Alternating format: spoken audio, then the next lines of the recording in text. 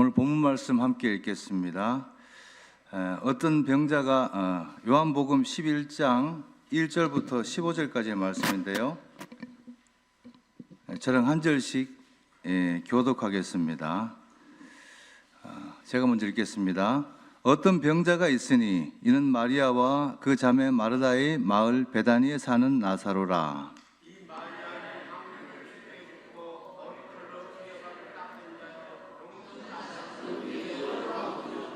이에 그 누이들이 예수께 사람을 보내어 이르되 주여 보시옵소서 사랑하시는 자가 병들었나이다 하니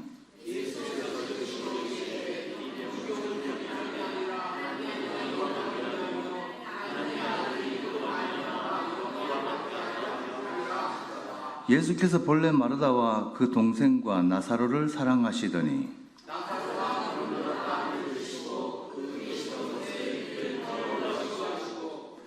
그 후에 제자들에게 이르시되 유대로 다시 가자 하시니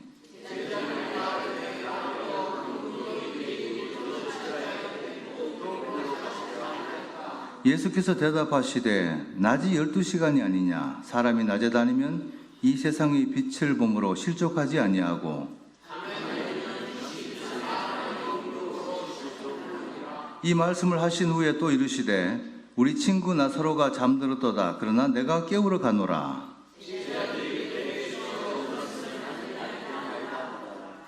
예수는 그의 죽음을 가리켜 말씀하신 것이나 그들은 잠들어 쉬는 것을 가리켜 말씀하신 인 줄 생각하는지라.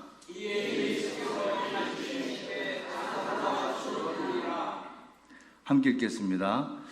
내가 거기 있지 아니한 것을 너희를 위하여 기뻐하노니 이는 너희로 믿게 하려 함이라. 그러나 그에게로 가자 하시니. 아멘.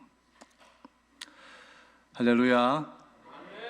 오늘 수요예배에 함께 하시는 모든 분들에게 하나님의 넘치는 평강이 함께 하시기를 주님의 이름으로 축원합니다. 옆 사람과 인사하시겠습니다. 주님의 이름으로 축복합니다. 주님의 이름으로 축복합니다. 네, 오늘 설교 제목이 하나님이 일하시는 때입니다. 여러분, 하나님께서 일하시는 때는 언제일까요? 이 설교를 준비하면서 집사람에게 물어봤습니다. 하나님이 일하시는 때는 언제일까? 이렇게 대답하더라고요. 항상 일하시지. 듣고 보니까 맞더라고요.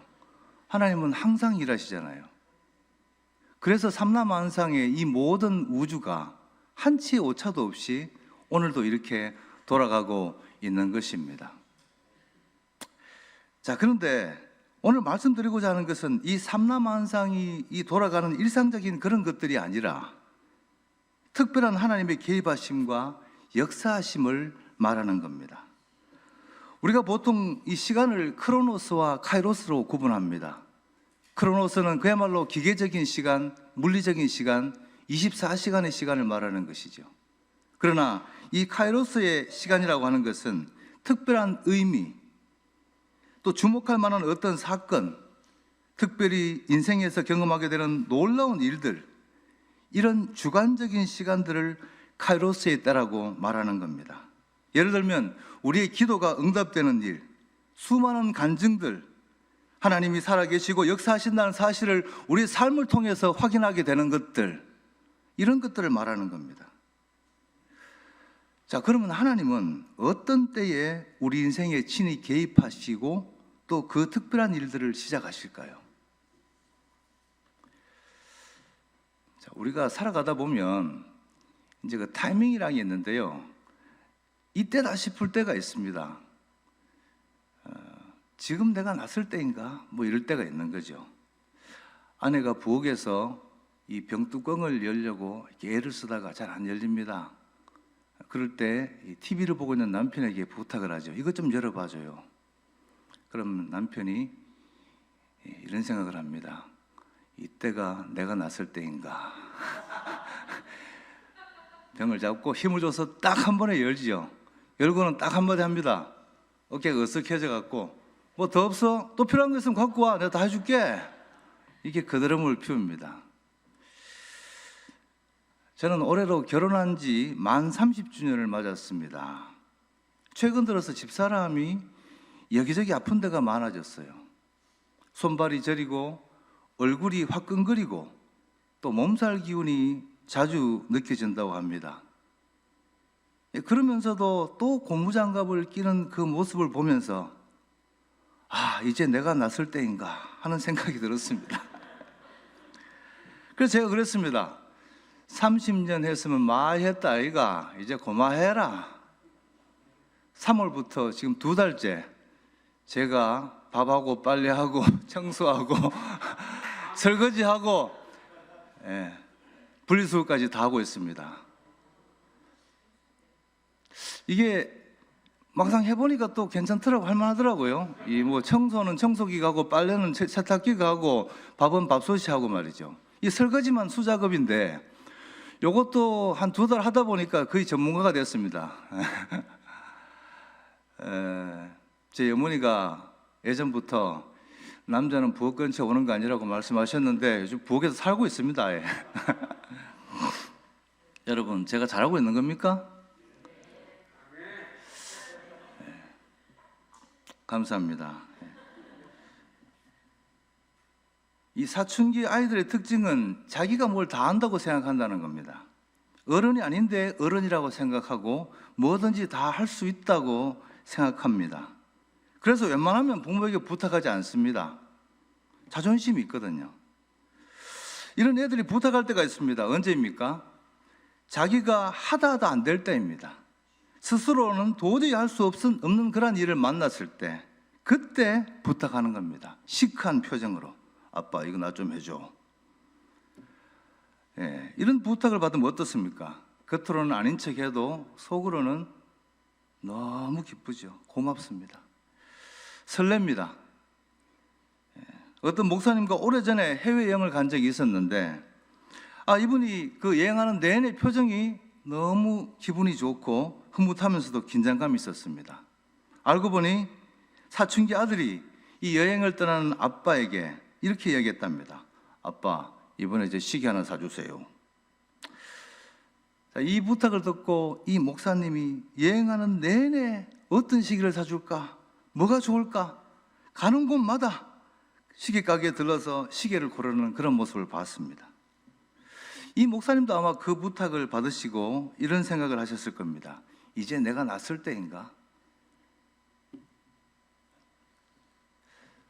자, 우리 신앙이 혹시 이런 사춘기 아들 같은 신앙은 아닐까 생각해 봅니다.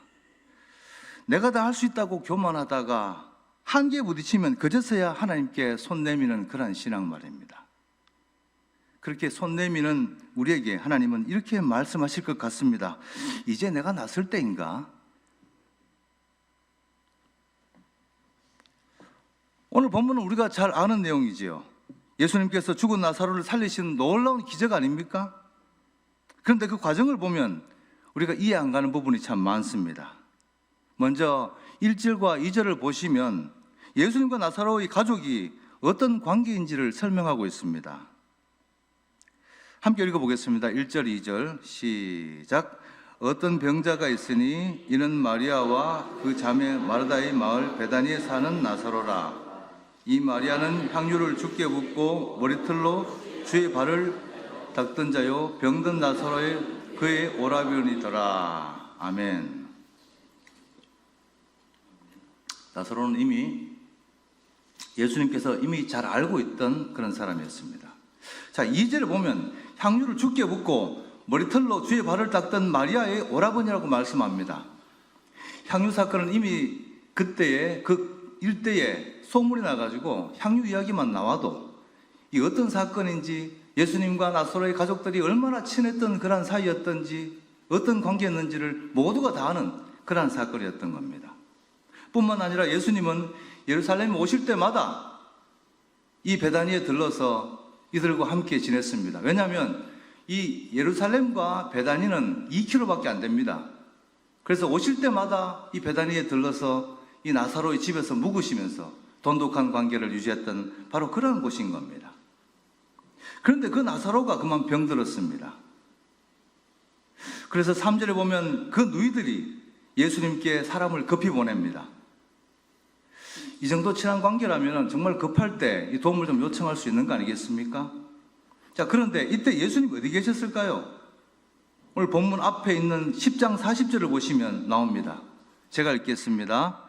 요단강 저편 요한이 처음으로 세례 베풀던 곳에 가사 거기서 거하시니. 자, 요단강 저편에 계셨다는 겁니다. 여기는 베다니에서 꼬박 하루가 걸리는 거리입니다. 거기로 사람을 보낸 것입니다. 이 소식을 전하면 분명히 한 걸음에 예수님께서 달려오실 것이다. 그리고는 반드시 질병을 고쳐주실 것이다. 아마 이런 믿음을 가지고 사람을 보냈을 것입니다.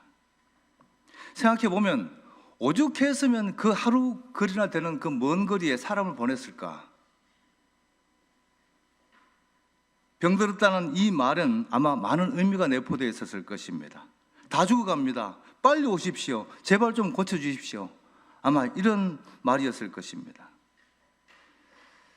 자, 보통 이런 말을 들으면 어떻습니까? 바로 달려가지요. 내 사랑하는 나사로가 이 사경을 헤매고 있다니 빨리 가야 되겠다. 이것이 보통 일반적인 반응일 것입니다. 그런데 예수님은 6절에 보면 이해할 수 없는 행동을 하십니다. 6절을 다 같이 읽어보겠습니다. 시작. 나사로가 병들었다함을 들으시고 그 계시던 곳에 이틀을 더 유하시고. 자, 이 소식을 들으시고 이틀을 더 유하셨다는 겁니다. 생각해 보면 사람을 보내는데 이미 하루입니다. 그때가 더 늦을 텐데 이틀이나 더 머무셨다면 그 사이에 죽을 수도 있었던 겁니다.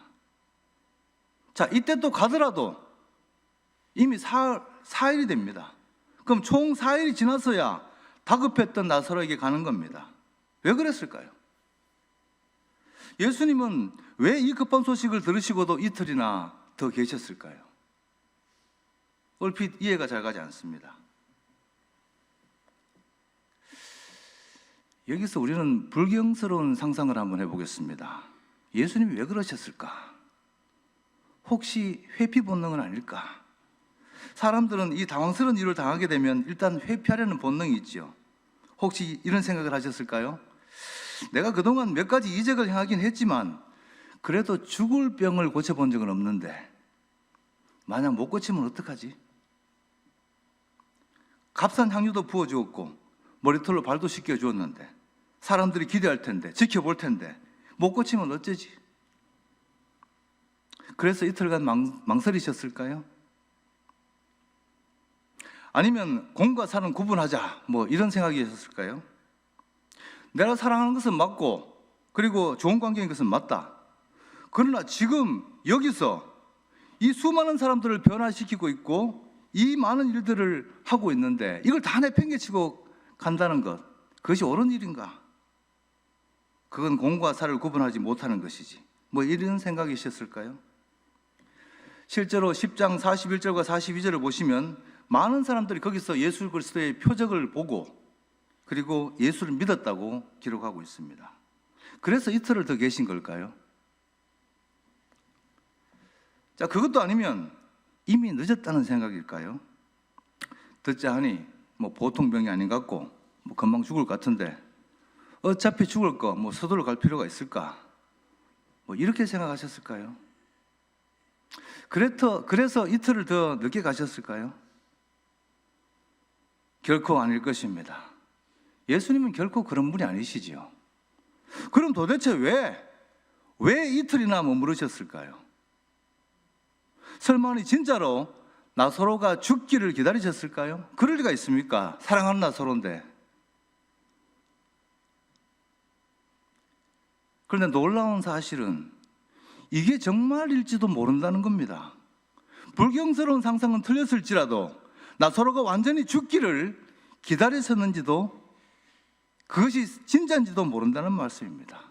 왜 그렇습니까? 여러분 본문 14절을 보십시오. 14절 함께 읽습니다. 시작. 이에 예수께서 밝히 이르시되 나사로가 죽었느니라. 마치 기다렸다는 듯이 이제 나사로가 죽었다라고 말씀합니다. 그제서야 가자고 말씀합니다. 더 놀라운 것은 15절입니다. 내가 거기 있지 아니한 것을 너를 위하여 기뻐하노라. 이건 또 무슨 말씀입니까? 나사로가 사경을 헤매고 있을 때 내가 회피한 것이 잘한 것이라는 뜻일까요? 아니면 공사를 구분한다고 했던 것이 잘했다는 말씀일까요? 그래서 나사로가 죽은 것이 나에게 기쁨이라는 말일까요? 물론 우리는 이 이야기의 결론을 다 합니다. 예수님께서 이 말씀 이후에 나사로에게 가셔서 죽은 지 이미 나흘이나 된 나사로를 살려내십니다. 나사로야 나오라, 이 말씀 한마디에 붕대를 칭칭 감은 나사로가 무덤에서 걸어 나옵니다. 놀라운 기적이 일어난 것이죠. 죽은 나사로가 부활한 것입니다. 사실 이 요한복음 11장은 예수님의 부활을 예표하는 거대 담론이 담겨 있습니다. 단순히 죽은 나사로를 살렸다는 것으로 끝나는 것이 아니라 예수님도 이처럼 죽음에서 부활하실 것이라는 고도의 문학적 장치가 여기에 숨어 있는 것입니다. 그런 암시가 이 요한복음 정중앙에 딱 자리 잡고 있는 겁니다. 자, 이런 거대 담론에도 불구하고 우리는 여전히 왜 예수님은 나사로가 죽기를, 그것도 나흘 시간이나 지나서 썩은 냄새가 풀풀 나기를 기다리셨을까? 오늘은 이것에 초점을 맞춰보려고 합니다. 왜 그러셨을까요? 그 단서는 두 가지입니다. 첫째는 본문 4절입니다. 본문 4절 우리 함께 읽겠습니다. 본문 4절 시작. 예수께서 들으시고 이르시되 이 병은 죽을 병이 아니라 하나님의 영광을 위함이요 하나님의 아들이 이로 말미암아 영광을 받게 하려 함이라 하시더라. 첫째는 하나님의 영광과 아들의 영광을 위해서라는 겁니다. 두 번째 단서입니다. 두 번째 단서는 본문 15절입니다. 15절 중간에 보면 이런 말씀이 있습니다. 이는 너희로 믿게 하려 함이라. 믿게 하려는 것이 두 번째 단서인 겁니다.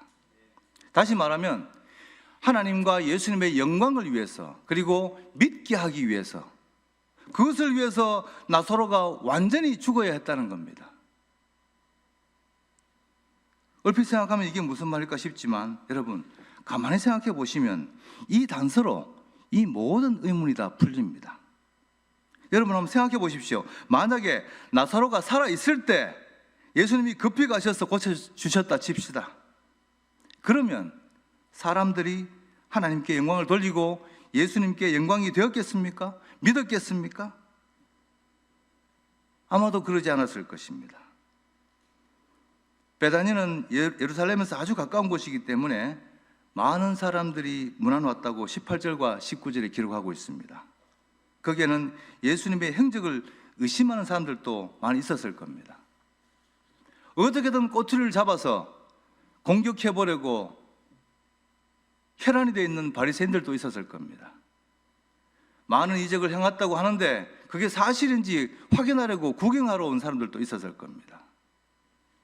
그런 그들이 살아있는 나사로를 치료해줬다고 해서 하나님께 영광을 돌렸을까요? 믿었을까요? 아마도 이렇게 말했을 것입니다.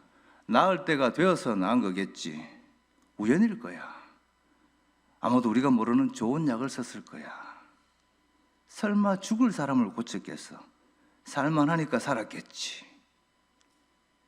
믿지 않았을 겁니다. 자, 그럼 이건 어떻습니까? 만약에 죽은 지가 하루 만에 살렸다면, 이틀 만에 살리셨다면 그건 어땠을까요? 아마도 이렇게 말했을 것입니다. 죽은 게 아니었었나 봐. 살아난 걸 보니 그때 죽은 게 아니었어. 여러분, 인간은 이 교만하기 때문에 틈만 나면 의심하고 하나님의 영광을 가로채려고 합니다. 약간의 가능성만 보여도, 약간의 틈만 있어도 그 사이를 비집고 들어가서 논리를 만들고 여러 가지 설들을 만들어냅니다. 그게 교만한 인간의 본성입니다. 그래서 예수님은 의심의 여지 없이 죽은 지 나흘이 지나서야 시체 성냄새가 풀풀 날 때까지, 그때까지 기다리신 겁니다. 그래야 완전히 죽었다는 사실을 믿을 테니까, 그래야 그때부터 하나님의 역사가 시작되고, 그래야 하나님께는 영광이요 사람들에게는 믿음이 생길 테니까 말입니다. 자, 이 기사에는 죽은 지 나흘이 됐다는 내용이 두 번이 나옵니다. 17절에 한번 나오고 39절에 한번 나옵니다. 39절을 보시면 마르다가 이르되 주여 죽은 지가 나흘이 되었으며 벌써 냄새가 나나이다. 이렇게 두 번이나 강조하는 이유는 그 당시 풍습 때문입니다.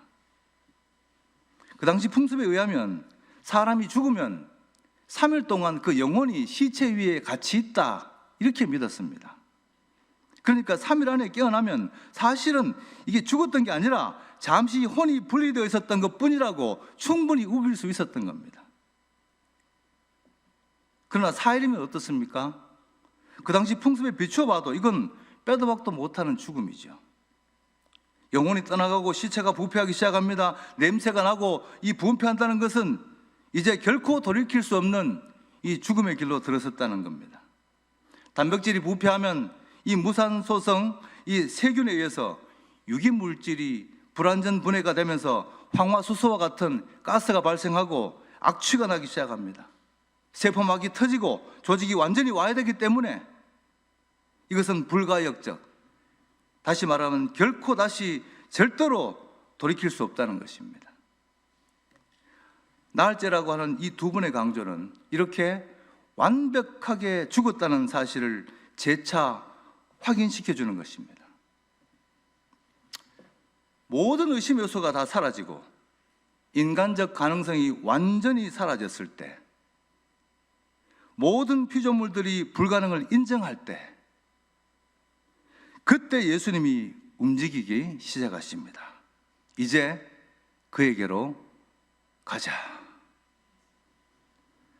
결국 예수님은 누구나가 인정하는 완전히 죽었던 나사로를 다시 살려내심으로 말미암아 그 사건을 아는 모든 사람들이 하나님과 예수님께 영광을 올려드리고 또 믿게 하셨던 겁니다. 여러분, 서두에서 우리는 하나님께서 일하시는 때가 언제인지 물었습니다. 여러분, 하나님께서 일하시는 때가 언제입니까? 그것은 바로 인간적 가능성이 완전히 사라졌을 때, 내가 할 수 있다고 하는 그 교만이 완전히 제거되었을 때, 결국 내가 죽어야 그때 하나님의 일이 시작되는 것입니다. 여러분, 이 사실을 믿으시기를 주님의 이름으로 축원합니다. 내가 죽어야 하나님께서 역사하십니다. 내가 내려놔야 하나님께서 역사하시는 겁니다. 그래서 사도 바울은 나는 매일 죽노라고 고백하고 있습니다. 자기가 살아있어서는 하나님의 영광을 볼 수 없다는 것을 알았기 때문입니다. 믿음이 자랄 수 없다는 것을 알았기 때문입니다. 여러분, 사도 바울이 어떻게 그 많은 이적을 행하고 그 많은 일들을 행할 수 있었겠습니까? 그것은 자신의 고고했던 그 지식들과 수많은 경험과 인간적 모든 그 교만들을 다 버리고 오직 예수 그리스도만 바라봤기 때문인 겁니다. 내가 죽었기 때문인 것입니다. 여러분, 우리가 교만해서 문제되는 일들이 얼마나 많습니까? 우리가 죽지 않아서, 혈기가 살아있어서, 그래서 관계가 깨어지고 일을 그르치는 일들이 얼마나 많습니까?